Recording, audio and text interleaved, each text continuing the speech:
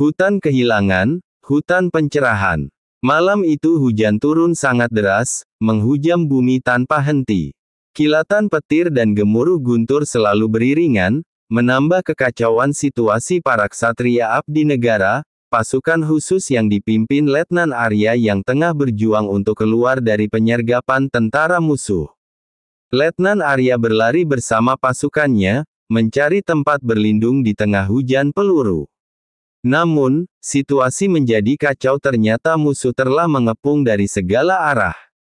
"Letnan, kita dikepung. Apa perintahnya?" teriak Sersan Bram sambil berlindung di balik pohon. Letnan Arya mencoba menganalisis situasi meskipun pikirannya penuh tekanan. "Kita mundur ke arah selatan. Cepat!" Dengan pengalaman tempur yang tidak bisa diragukan lagi, pasukan Arya menerobos kekuatan musuh yang ada di sebelah selatan, sehingga pasukannya berhasil keluar dari tekanan walaupun dengan susah payah. Namun, dalam kekacauan itu, Arya terpisah dari pasukannya. Ia berlari tanpa henti, membelah semak dan pepohonan, sampai akhirnya kesunyian menggantikan suara pertempuran. Nafasnya memburu, tubuhnya basah kuyup. "Hei, ada orang di sana! Sersan Bram, siapapun!" Arya berteriak, tetapi hanya gema suaranya yang menjawab.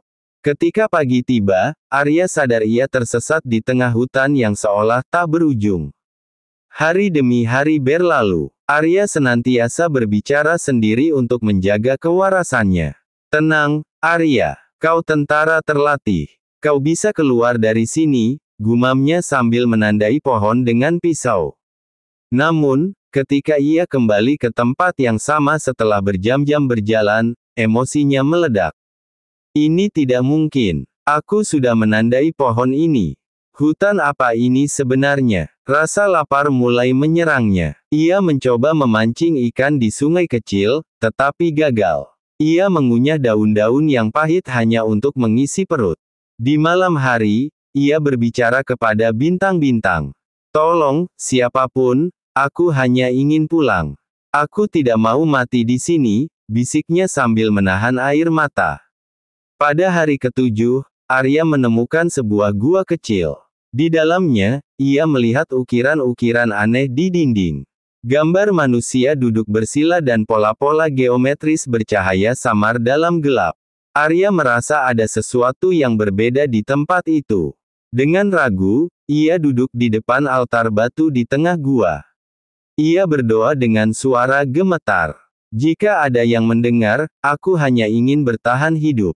Aku tidak tahu apa yang harus kulakukan lagi."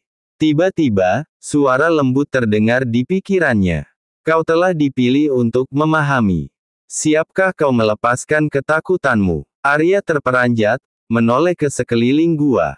"Siapa itu? Siapa kau? Tunjukkan dirimu." Tidak ada jawaban, tetapi hatinya dipenuhi rasa damai yang aneh. Untuk pertama kalinya, ia tidak merasa sendirian. Arya mulai merasakan perubahan dalam dirinya.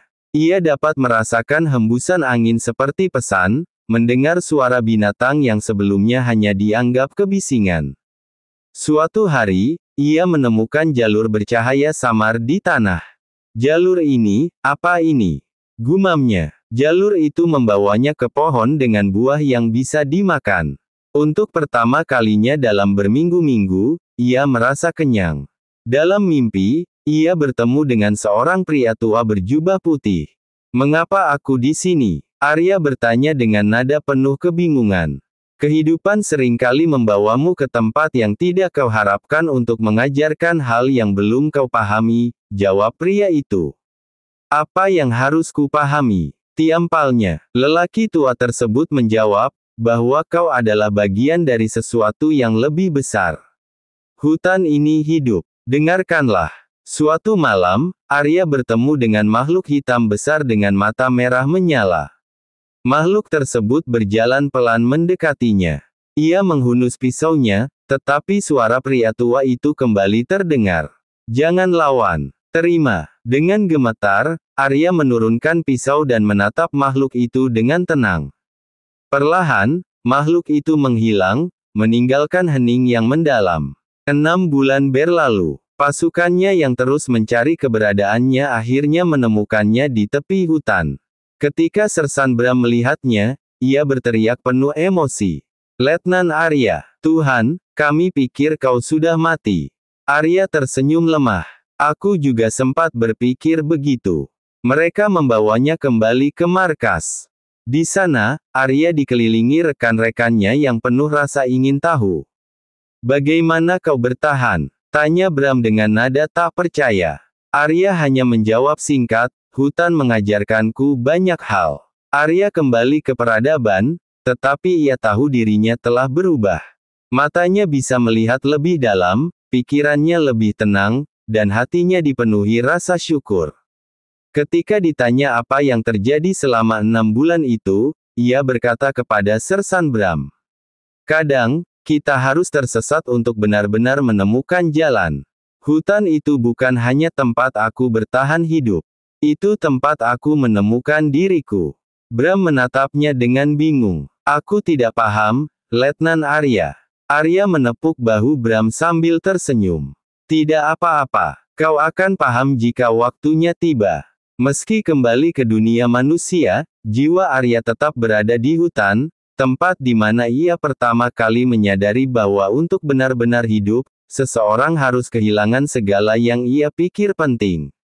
Kesimpulan, kisah Letnan Arya mengajarkan bahwa kehilangan dan keterasingan seringkali menjadi jalan menuju penemuan diri. Hutan, yang awalnya dianggap sebagai tempat yang menakutkan dan penuh bahaya, justru menjadi guru terbaik yang mengajarkan tentang keseimbangan hidup, keberanian untuk menghadapi ketakutan, dan pentingnya melepaskan ego. Perjalanan Arya dari seorang prajurit yang tersesat menjadi seseorang yang tercerahkan menunjukkan bahwa ujian terbesar dalam hidup seringkali membawa hadiah yang paling berharga. Hikmah yang didapatkan. 1. Kehilangan adalah awal dari penemuan. Terkadang, kita harus kehilangan arah untuk menemukan jalan baru yang lebih bermakna.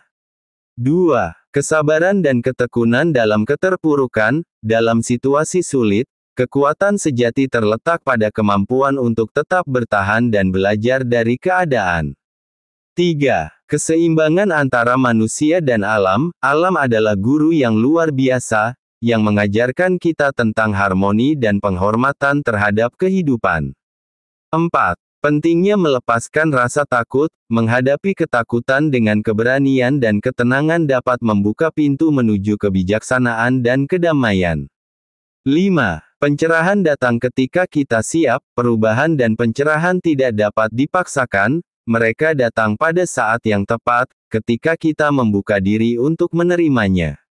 Kisah ini mengingatkan kita bahwa perjalanan menuju pencerahan tidak selalu dimulai dengan kenyamanan, tetapi seringkali dengan tantangan yang menguji batas kemampuan kita sebagai manusia. Terima kasih sudah menonton kisah penuh makna ini. Jika cerita ini menyentuh hati Anda atau memberikan inspirasi, jangan lupa untuk mendukung channel ini dengan cara like, bagikan, tinggalkan komentar Anda di bawah, dan subscribe untuk mendapatkan kisah-kisah menarik lainnya.